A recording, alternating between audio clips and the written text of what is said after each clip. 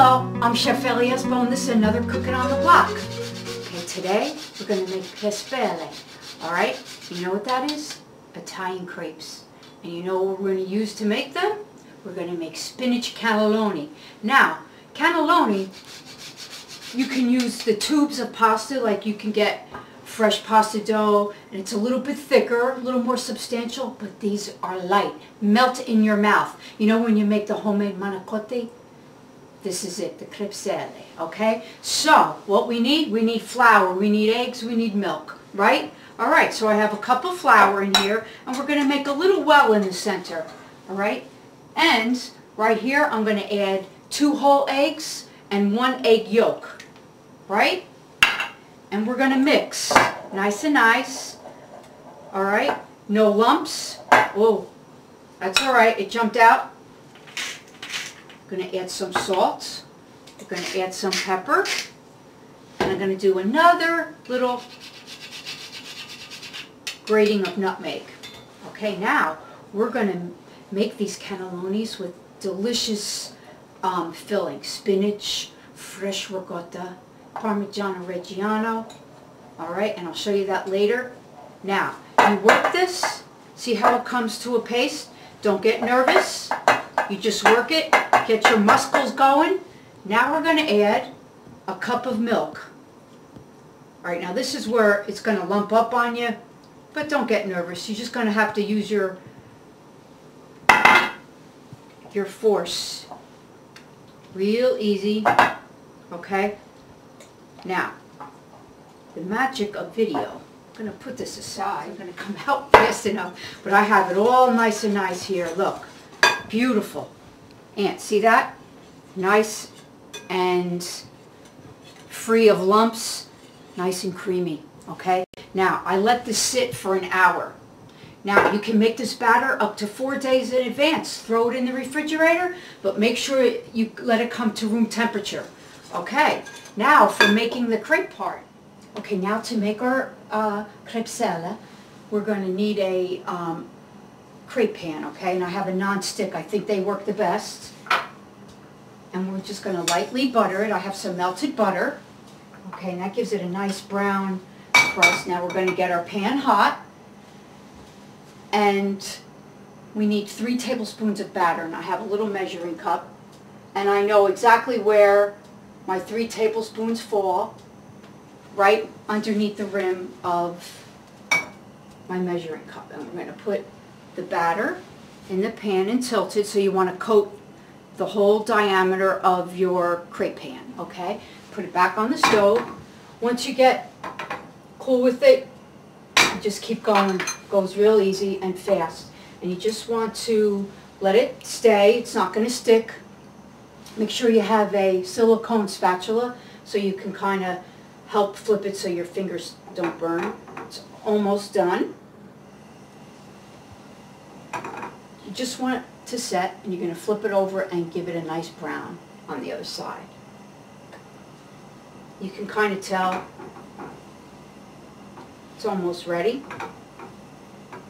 Okay.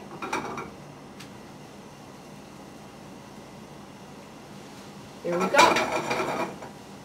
Alright, now all you got to do is you slide it out on your pan on a nice piece of wax paper or deli paper or parchment paper, and then I'm going to keep going with these. I think I'm going to make around a dozen of them, so this will take 10 minutes tops. Okay, and then we're going to get on to our delicious filling. Okay, I finished making the crespelle, and now we're on to our delicious filling. Okay, now you need to have some things done in advance. So, we're making spinach ricotta. Okay, so I started in my pan here some shallots, and I got them nice and caramelized. And another added a layer of flavor. I soaked some porcini mushrooms just to give it a pack of flavor, punch of flavor. You only need a little bit, okay? But I give you all the amounts on the website with the recipe, okay? Now, I squeezed dried some frozen spinach, okay? Squeezed it real dry, okay, in paper towel.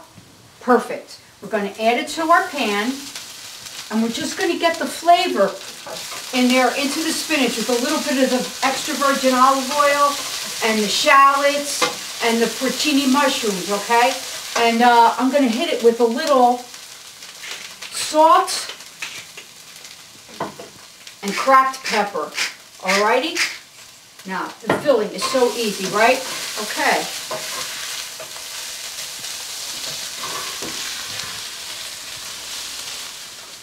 Okay, got my spinach in a nice glass bowl. We have fresh ricotta. It's like ice cream. You gotta go for it. Alright? Then a little Parmigiano Reggiano.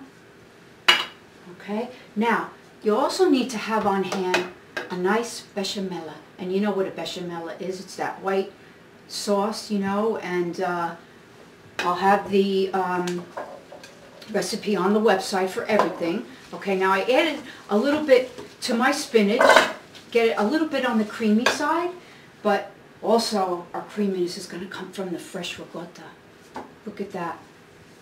It's so cute. It even comes in the can with the little drain holes on the bottom. Okay.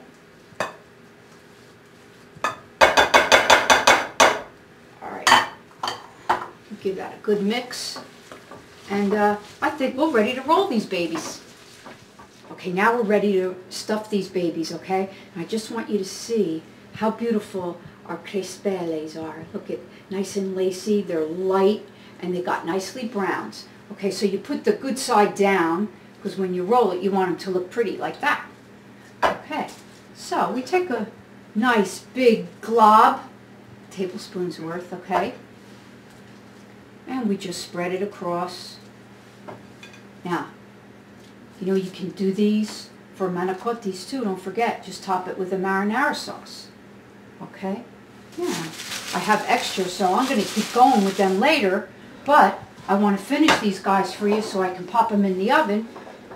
And what we're going to do, we're going to just take some of the bechamel. Okay? A nice ribbon down. And some really nice Parmigiano Reggiano, just some grated on the top. Give it nice flavor, and it'll get nice and crusty. Alright, now I'm going to pop these in the oven. See? I'm going to pop these in the oven at 350 for about 20 minutes, okay? And we're going to have cannellonis. Okay, look at these babies, huh? Crusty, the cheese melted, smells amazing. Anthony can't wait to eat them. Okay, now, all the components for this delicious dish is going to be on the website, and I want you to make them because, you know, you could do the manicotti, like I said, fill it with ricotta, top it with marinara sauce. And the extra ones, I have 6 extra, I threw them in the freezer. So I got another dinner ready to go. This is going to be great. You're going to love it. Please try it. And thanks for tuning in. I'm Chef Ellie Espo, and that was another Cooking on the Block.